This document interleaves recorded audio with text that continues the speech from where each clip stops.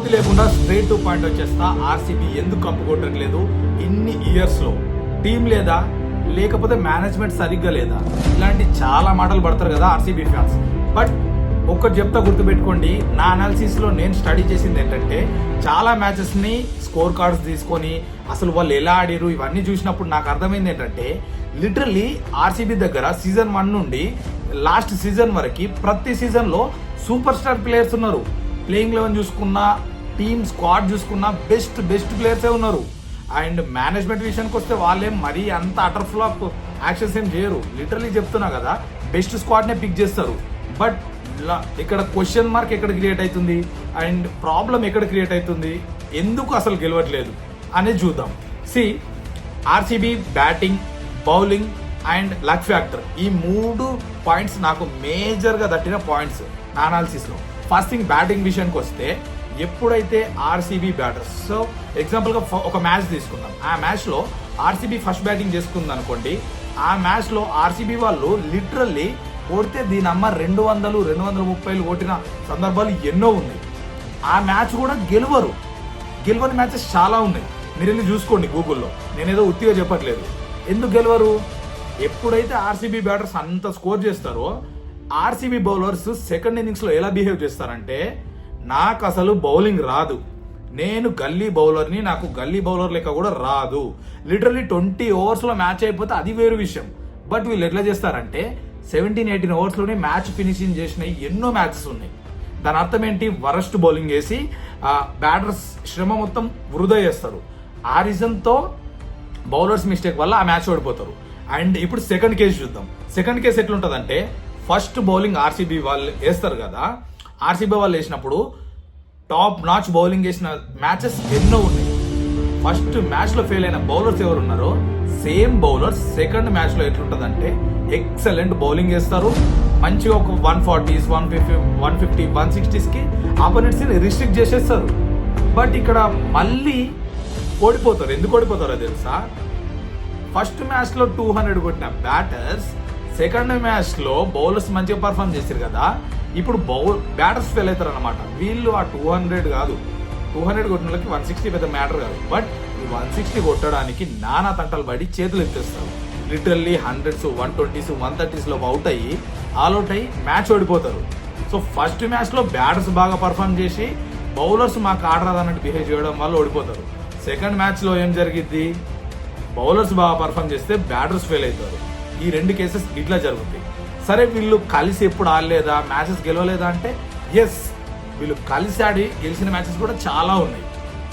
But cup కొట్టకపోవడానికి reason ఏంటంటే, వీళ్ళిద్దరూ కలిసి ఆడినప్పుడు లక్ ఫ్యాక్టర్ అనేది ఆల్మోస్ట్ ఆర్సీబీ టీంలో చాలా సార్లు ఫేవర్ చేయరు. లెట్స్ ఏ బెన్ కటింగ్, ఈ ఒక్క మాట చాలు.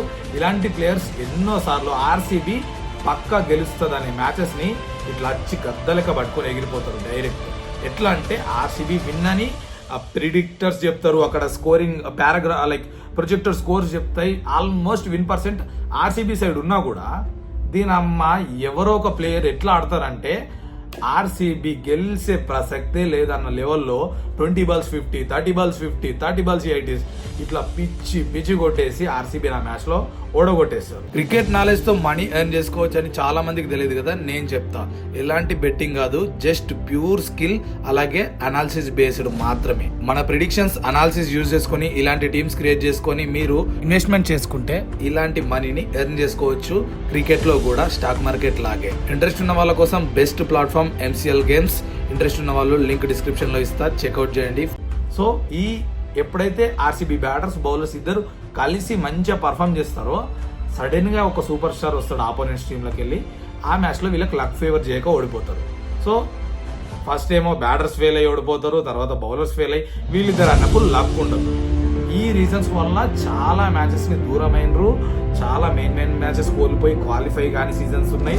క్వాలిఫై అయినా కూడా ఫైనల్స్కి వెళ్ళని సీజన్స్ ఉన్నాయి. ఫైనల్స్కి వెళ్ళినా కూడా కప్పుని మిస్ చేసుకున్న సీజన్స్ ఉన్నాయి. మీరు గూగుల్లోకి వెళ్ళి అన్ని సీజన్స్ చూసుకోండి. స్క్వాడ్ బాగానే ఉంటుంది, బౌలర్స్ బాగానే ఉంటారు, బ్యాటర్స్ బాగానే ఉంటారు, మేనేజ్మెంట్ కూడా డీసెంట్ పిక్సే చేస్తుంది, అంత వరస్ట్ ఏముండదు స్టార్టింగ్లో చెప్పినట్టు. బట్ ఇదే జరిగింది. సో పర్సనల్ నా ఫీలింగ్ మాత్రమే ఇది. అండ్ ఆర్సీబీ ఫ్యాన్స్ అయినా హేటర్స్ అయినా మీ ఒపీనియన్స్ ఏంటో నాకు తెలీదు, కామెంట్స్లో డ్రాప్ చేయండి. ఇది నా పర్సనల్ ఫీలింగ్ ఆర్సీబీ టీం మీద. బట్ ఎప్పుడైతే ఆర్సీబీ బ్యాటర్స్ ప్లస్ బౌలర్స్ కలిసి ఆడినప్పుడు చిన్నపాటి లక్ ఫేవర్ చేస్తుందో, మార్క్ మై వర్డ్స్, ఆ season definitely Virat Kohli cup lift చేస్తాడు. అండ్ మీరు ఈసాల కప్ నమ్మదే అనే మాట నిజమవుతుంది. అండ్ మిమ్మల్ని ట్రోల్ చేసే ప్రతి ప్లేయర్స్ కావచ్చు, లైక్ ఫ్యాన్స్ ఉంటారు కదా మీ ఫ్రెండ్స్, వీళ్ళందరూ కూడా ఆ రోజు డెఫినెట్లీ వాళ్ళు కూడా హ్యాపీ అవుతారు. చెప్తున్నా కదా, ఈవెన్ ఆర్సీబీ హెడర్స్ కూడా ఒకసారి ఆర్సీబీ వాళ్ళు కప్పు కొడితే చూడాలని ఉంటుంది లోపల, బయటకు చెప్పారు అంతే. సో చూద్దాం, ఆర్సీబీ ఈసారి బాగానే ఉంది నా అనాలిసిస్ ప్రకారం అయితే. బట్ చిన్న లక్ ఫేవర్ చేయాలి. And if you're RCB fan, ప్రతి ఒక్క ఆర్సీబీ ఫ్యాన్కి ఈ వీడియో షేర్ చేయండి. అండ్ మీకేమనిపిస్తుంది, ఇన్ని seasons hard core die hard ఫ్యాన్స్గా చూసుకున్నారు కదా, లాయల్ ఫ్యాన్స్గా, అవన్నీ డ్రాప్ చేయండి. మీ పర్సనల్ ఒపీనియన్ ఏందనేది చూద్దాం. నా ఒపీనియన్స్ మీ ఒపీనియన్స్ మ్యాచ్ అయినా లేదా అనేది.